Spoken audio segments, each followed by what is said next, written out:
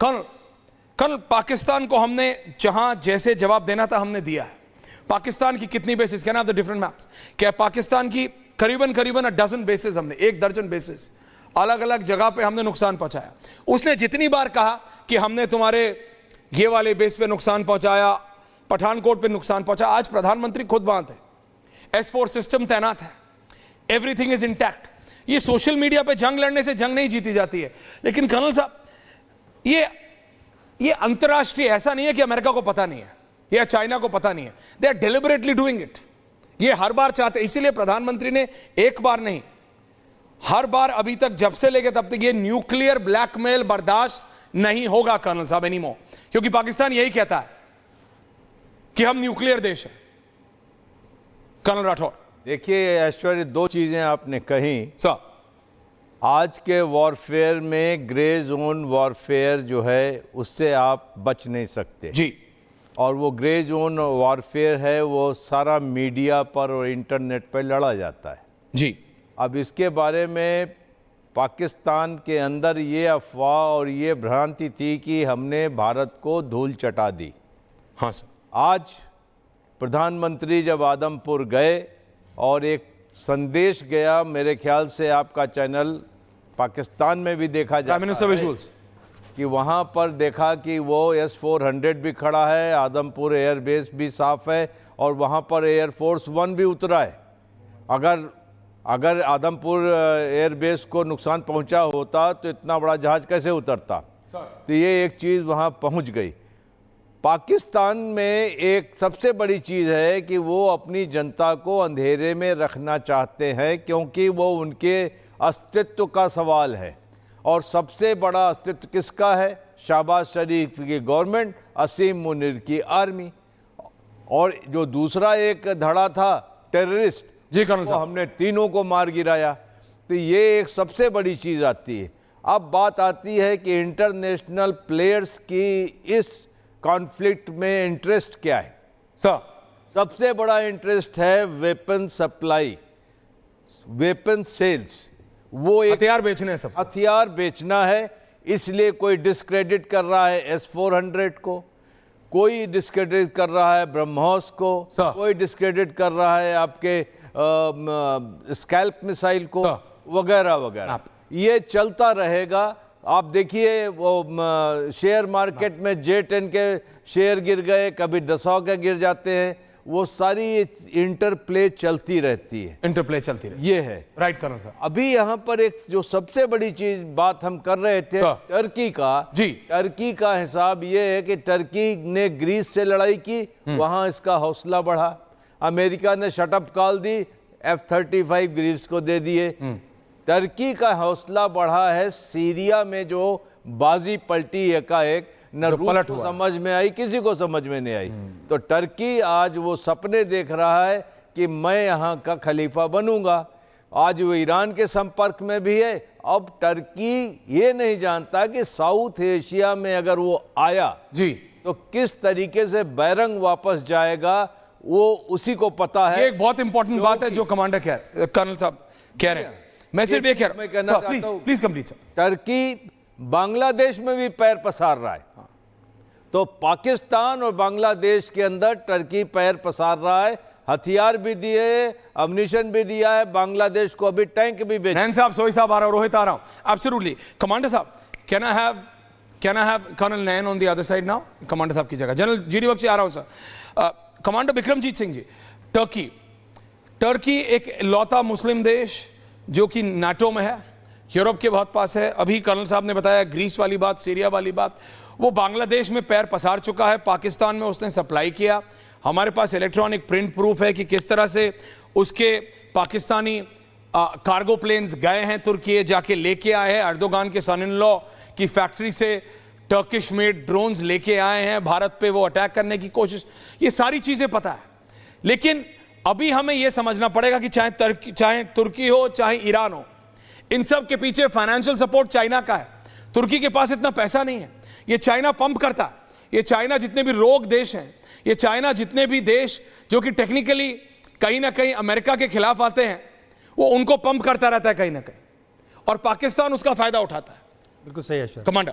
नहीं ऐश्वर्या जी, you right. मैं to add, मैं Please, sir. चाहूँगा आपको तुर्की के बारे में, क्योंकि भारतीय नौसेना के साथ भी तुर्की के लिंक हैं। आपको याद होगा करीब 1-2 साल पहले सर तुर्की और भारत के बीच में एक बड़ा कॉन्ट्रैक्ट साइन होने वाला था 5 बड़े शिप्स के लिए, जी सर, याद है मुझे। जो करीब 20,000 करोड़ के करीब ऑर्डर था। जी, जैसे कर्नल राठौर ने बताया, तो बिजनेस ऑफ वॉर, ये बिजनेस ऑफ वॉर, जो बिजनेस ऑफ वॉर, तो ये इतना बड़ा एक ऑर्डर था। किंतु जब उनके ओर से कुछ ऐसे कमेंट्स आए जो भारत के हित में नहीं थे, ये ऑर्डर हमें उस टाइम हमने कैंसिल किया, एक तरह से हमने इसको विड्रॉ किया, और पूरा टोटली इंडिजिनियस एफर्ट से अब ये मेड इन इंडिया से ये हिंदुस्तान शिपयार्ड में बन रहा है, विशाखापट्टनम में। तो ये भी किसी तरह मतलब कहीं ना कहीं उनसे बर्दाश्त नहीं होता ना, बिल्कुल और ये चाइना से भी बर्दाश्त नहीं होगा। सो अगेन, जो ये 3 बड़े पावर्स हैं, करेक्ट, ये कहीं ना कहीं प्ले में आते हैं भारत को नीचा दिखाने, भारत को दबाने के लिए। क्योंकि अभी भी जो डोनाल्ड ट्रंप लगातार बोले जा रहा है, अमेरिकी राष्ट्रपति हैं, ठीक है, America still a power, we accept, keep the map Sharma, don't remove the map, वो बोल रहे। लेकिन there is a deliberate attempt, वो एक ही सेंटेंस में कमांडर साहब वो नाम लेते हैं भारत और पाकिस्तान को, हमसे ना गवारा है। वो कहते हैं ट्रेड, आपको लग रहा है भारत ट्रेड के लिए मारा जा रहा है कमांडर साहब? नहीं, बिल्कुल सही। अभी जैसे कल जो उन्होंने बताया अपनी कॉन्फ्रेंस में कि हम दोनों देशों के साथ व्यापार बढ़ाएंगे, तो इनको मत बढ़ाओ भाई। मैंने ये सीज फायर मैंने मीडिएट कर लिया है जी। और अपनी, जैसे वो कहते हैं, अपनी बैक को उन्होंने थपथपाया।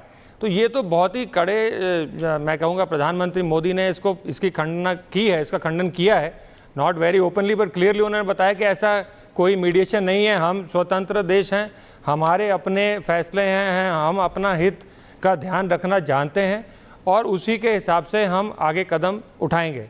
ना पहले कभी हमने मीडिएशन चाही थी, ना आज चाह रहे हैं, ना आगे चाहेंगे।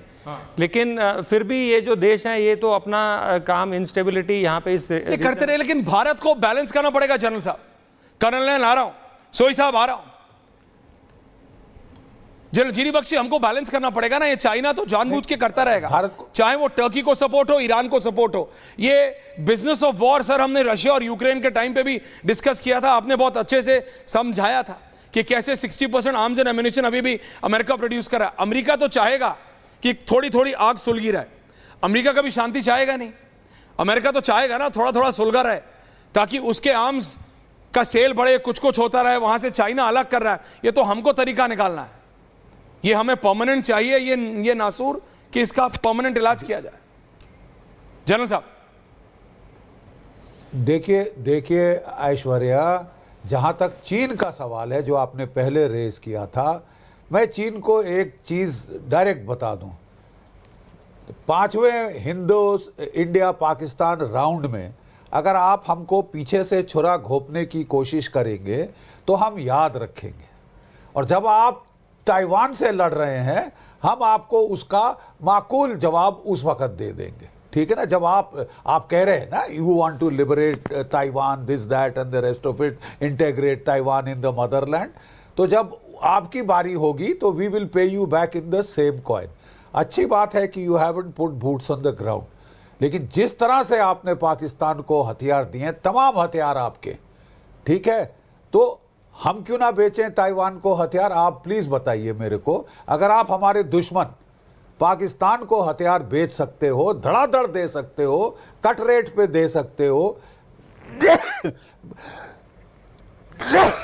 मुफ्ती में दे सकते हो, तो हम भी आपको बिल्कुल टिट फॉर टैट देंगे। जैसा आप हमारे साथ करोगे वैसा हम आपके साथ करेंगे, और कोई तरीका नहीं है आपसे बातचीत करने का।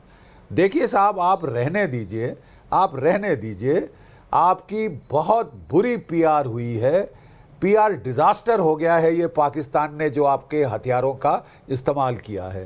ना चीन के रडार काम किए हैं, ना वो ईरान के मिसाइल के बारे में बता सके, ना हमारे मिसाइल्स के बारे में, ब्रह्मोस के बारे में, स्पाइस के बारे में, हैमर के बारे में, किसी के बारे में कोई खबर नहीं दे पाए। फेल आपके HQ-9 और 16 जो कि आपने S-300 की कॉपी की है, रूसी की surface to air missile, fail हो गए।